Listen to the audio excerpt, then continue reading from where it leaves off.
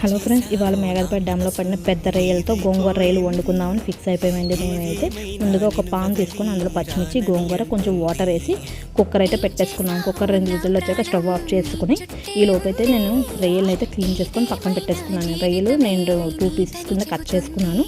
తర్వాత గోంగూర చల్లారిపోయింది. నేను కవ్వంతో అయితే మెత్తేసుకున్నానండి.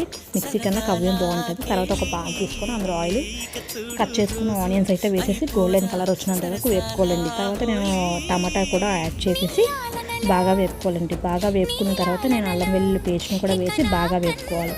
ఇది ఎంత బాగా వేగితే అంత బాగుంటుంది.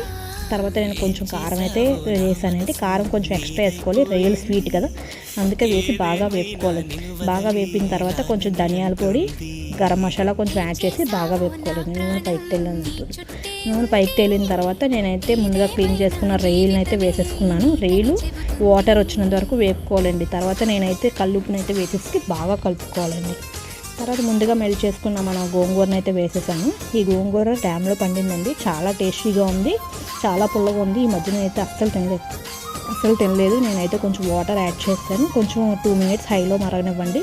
తర్వాత మూత పెట్టిన తర్వాత మూత తీసి సిమ్లో పెట్టేసుకొని దగ్గరకు అయినంత వరకు గోంగూర ఉండాలి. మన రుచికరమైన గోంగూర రొయ్యలు అయితే రెడీ అయిపోయింది. మన ఛానల్ సబ్స్క్రైబ్ చేయండి. Thank you.